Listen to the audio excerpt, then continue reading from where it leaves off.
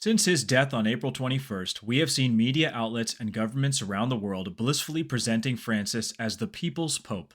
As we will see, this is Masonic propaganda. He was not authentically attached to the people. He used the people, first as a pretext to diminish the papacy as much as he could, to make it as egalitarian as possible, and to destroy its monarchical character.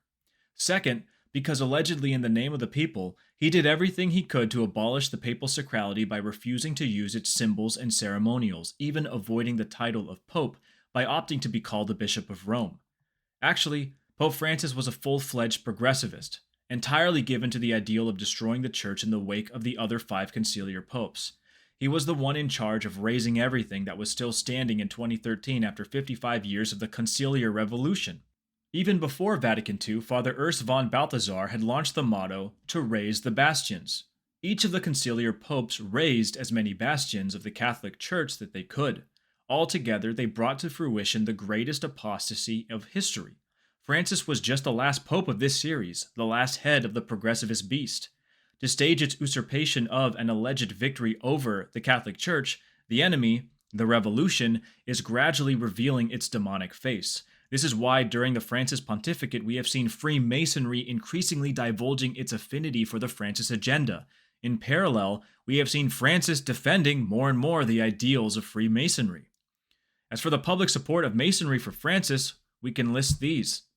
On March 14, 2013, the day after Francis's election, the Grand Orient of Italy, through its Grand Master Gustavo Raffi, issued a communique praising Francis in these terms. With Pope Francis, nothing will be more as it was before. It is a clear choice of fraternity for a church of dialogue, which is not contaminated by the logic and temptations of temporal power. A man of the poor, far away from the curia. Fraternity and the desire to dialogue were his first concrete words. Perhaps nothing in the church will be as it was before. Our hope is that the pontificate of Francis, the pope who comes from the end of the world, can mark the return to the church word instead of the church institution. The simple cross he wore on his cassock lets us hope that a church of the people will rediscover its capacity to dialogue with all men of goodwill and with Freemasonry. These words, issued one day after the papal election, show that although the choice of an Argentine pope was a surprise for the entire world, the Grand Orient of Italy knew Jorge Bergoglio perfectly well. How would the Italian Masonry know so much about a faraway Argentine cardinal if it were not because Bergoglio was a member of that organization? It is quite probable he was. It is interesting to observe the confident tone of Raffi's words. With Pope Francis, nothing will be as it was before. How could he state this with such certainty if not because Bergoglio was a Mason? It is hard not to come to this conclusion. In passing, we see how progressivism's dialogue and its fight to change the church institution walk hand in hand with the agenda of the Freemasonry. Finally, it is also telling to see how it presented Francis as a man of the least ones, who wants a church of the people, which are part of the Masonic propaganda. Those aims fit perfectly with today's choir that is praising him as the people's pope. On April 22, 2025, the day after Francis's death, the Grand Lodge of Italy, through its Grand Master Luciano Romoli, issued an official communique praising Francis with these words. In this moment of mourning, our communion, Freemasonry, wants to pay homage to the vision of Pope Francis, whose work is characterized by a profound resonance with the principles of Freemasonry, the centrality of the person, respect for the dignity of each individual, the constitution of a community of solidarity, the pursuit of the common good. His encyclical Fratelli Tutti represents a manifesto.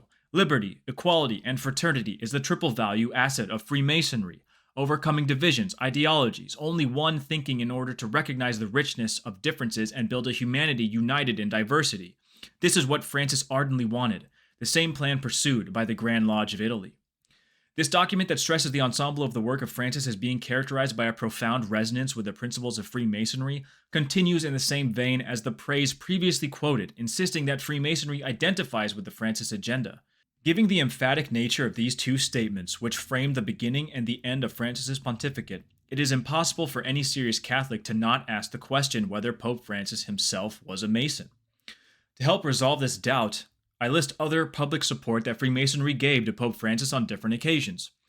On March 13th and March 20th, 2013, the very day when Francis was elected and 1 week afterwards, the Argentine Freemasonry issued an official greeting to Francis.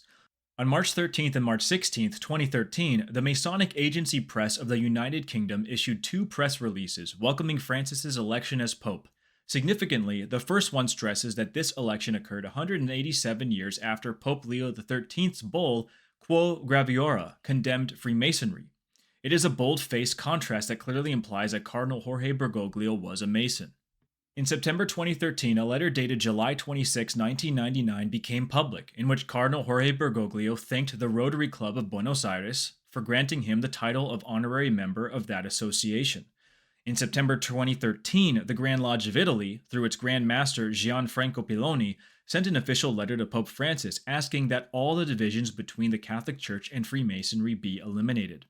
As Grand Master, I wish this to be a golden key to open the channel for a real and tangible collaboration with the Holy Catholic Apostolic Roman Church. I ask of your holiness an effort to completely eliminate outdated intolerance toward us publicly by accepting me in response to this request. In January 2015, the Grand Lodge of the Philippines displayed a poster welcoming Francis's visit to the country on January 15th through 19th. On May 20th, 2015, Grand Master Stefano Bisi of the Grand Orient of Italy expressed his desire to shake hands with Francis to bury the past differences of the Catholic Church and Masonry.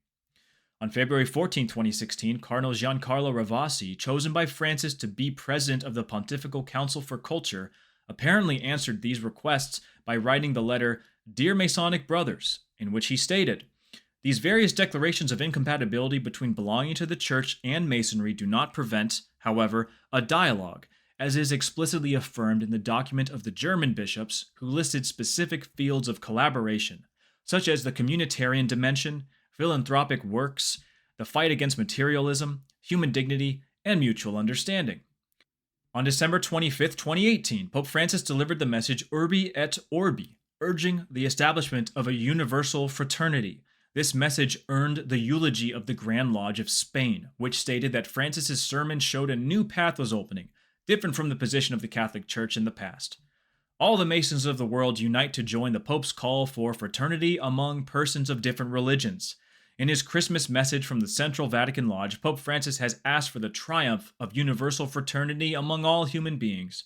This path, which at that time was condemned by religious integrism, today is the path that the sovereign pontiff of the Catholic Church and universal Masonry agree upon to propose to humanity. There is not a single Freemason on earth who is not united with the Pope and his wish for universal fraternity, heterogeneity in politics, culture, the temporal, and the religious. Curiously, the Grand Lodge of Spain calls the Vatican the Central Vatican Lodge.